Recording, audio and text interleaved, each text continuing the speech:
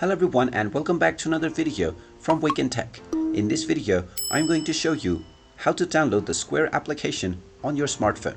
So let's get started right away.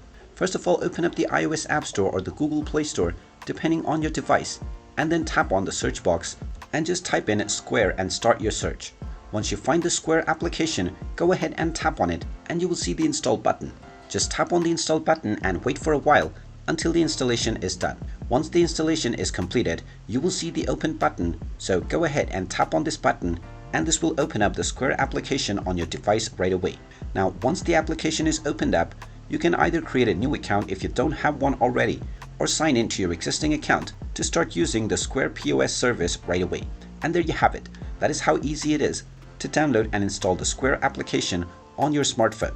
If you find this video helpful, make sure you hit that like button and subscribe to our channel if you haven't done so already. Also ring that notification bell to never miss another update from us. Thank you for watching and I will see you again in the next video.